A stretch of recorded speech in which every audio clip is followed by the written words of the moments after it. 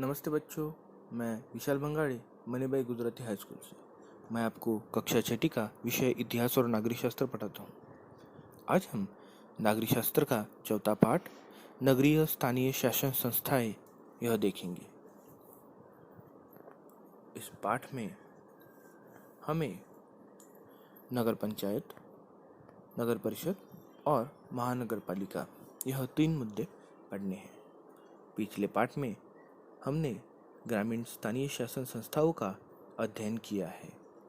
इस पाठ में हम नगरीय स्थानीय शासन संस्थाओं के स्वरूप की जानकारी प्राप्त करेंगे। नगरीय स्थानीय शासन संस्थाओं में नगर पंचायत, नगर पालिका व महानगर पालिका का समावेश होता है।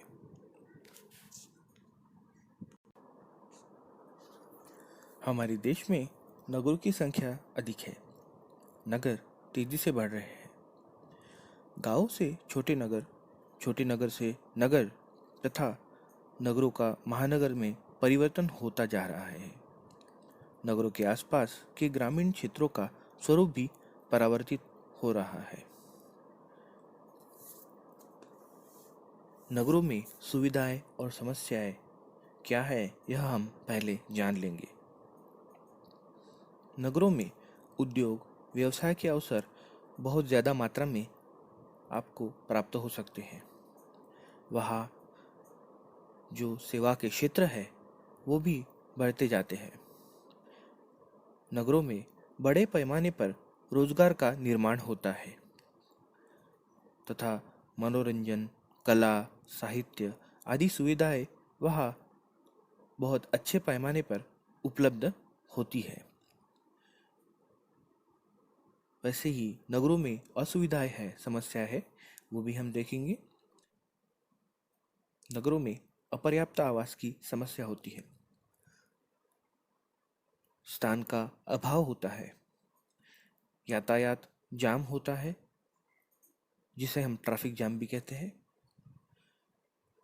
वहाँ पर कूड़े के निपटारे की समस्या अधिक मात्रा में होती है। बहुत ज़्यादा लोग एक जगह आने पर वहाँ बढ़ते अपराध भी हमें देखने मिलते हैं। अस्वच्छ झुग्गियों में बड़े पैमाने पर जनसंख्या होती है। स्थान का अभाव, अपर्याप्त आवास होने के कारण यह झुग्गियाँ बड़े पैमाने पर बनती है और वहाँ पे जनसंख्या भी बढ़ जाती है। चलिए देखते हैं नगर पालिका। छोटे शहरों के लिए स्थानीय शासन के रूप में नगर पालिका का निर्माण किया जाता है। नगर पालिका का चुनाव प्रति 5 वर्ष में होता है। निर्वाचित प्रतिनिधि नगर सेवक के रूप में कार्य करते हैं। वे अपने में से एक को अध्यक्ष के रूप में चुनते हैं। उसे नगराध्यक्ष कहते हैं। नगर पालिका की सभी सभाओं की अध्यक्षता नगराध्यक्ष करता है। वह नगर पालिका के कार्य का नियमन करता है। नगर पालिका के आर्थिक व्यवहारों पर ध्यान रखता है। नगराध्यक्ष की अनुपस्थिति में उपनगराध्यक्ष कार्य चलाता है। नगर पालिका को कुछ कार्य करने आवश्यक होते हैं जिन्हें अनिवार्य कार्य कहा जाता है, जैसे सार्वजनिक सड़कों पर बिजली व्यवस्था, जलपूर्ति, सार्वजनिक व्यवस्था और मल निस्सारण की व्यवस्था, जन्म मृत्यु, विवाह का पंजीकरण कराना आदि। इसके अतिरिक्त नगर पालिका लोगों को और अधिक सेवा सुविधाएं देने के कार्य भी करती है, जिसे नगर पालिका के ऐच्छिक कार्य कहा जाता है। सार्वजनिक सड़कों का परियोजन एवं उनके लिए जगह का अधिग्रहण करना, गंदी बस्तियों में सुधार कार्य, सार्वजनिक बगीचों और उद्यान का निर्माण करना, पशुओं के लिए सुरक्षित निवास उपलब्ध कराना आदि सभी कार्य नगर पालिका के ऐच्छिक कार्य है।